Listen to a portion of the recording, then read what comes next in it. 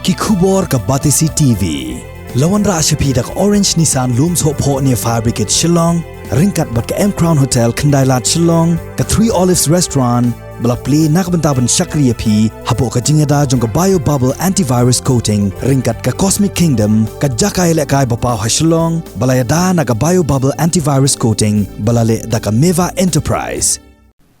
Uway na Nongshad bapaw nam hagari India yau balatip kerteng kumu Tiger Pop haga kan riu tarik urumpang arjar arpuai ula wan yuk gejat hanong bak Shillong ban ai Jinghikai yaki Samla gi badon yaka sapshat haga balasakhiru babon naki kena Samla shenrang bat kentai kila wan ban Jinghikai hauni Nongshad betbet Kadau ke bala penlong yau ni Nongshad bapaw nam hagari India ban wan yuk gejat hagani ke nong bak Shillong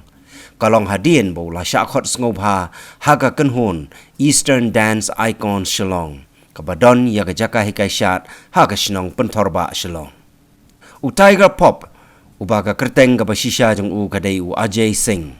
u deiru u wain ki Nongshad bapaw nam ubalai shimenta haga India Best Dancer but ubalai yora ru ya ka nam la adu hagaran sania kop shot bala tip kum ka India Best Dance ya ka bala penlong da ka Sony Entertainment House nem arajar arpo hakani ka jingwan jong Tiger Pop haga studio jong ka Eastern Dance Icon la penlong ru ya ka jingya kop shot hapdeng ki khna ki bawan Jinghikai hagani ka studio So नमस्ते मेरा नाम tiger pop है और मैं गुड़गांव से हूँ और मैं डांस करता हूँ और मेरे को काफ़ी साल हो गए डांस करते हुए बचपन से मेरा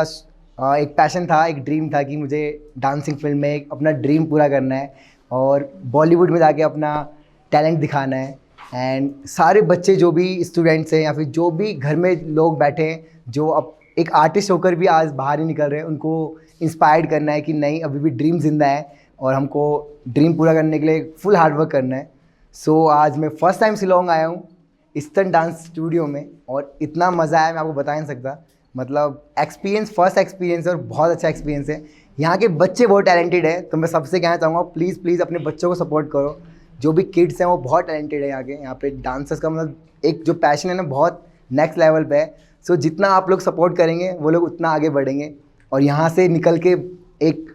शिलोंग का नाम रोशन करेंगे आप सबका नाम रोशन करेंगे तो प्लीज़ उन्हें सपोर्ट कीजिए और बहुत अच्छा लगा यहाँ पे आके यहाँ के लोग बहुत प्यारे हैं बहुत अच्छे हैं उनका नेचर बहुत अच्छा है सो मैं सबको थैंक यू बोलना चाहूँगा और प्लीज़ आप लोग अपने बच्चों को प्लीज़ सपोर्ट कीजिए ताकि हम भी उन्हें आगे सपोर्ट कर पाएँ जब वो उस बड़े मंच पे आएंगे तो हम भी उन्हें पुश कर पाएँ कि आप भी अपना सपना पूरा कीजिए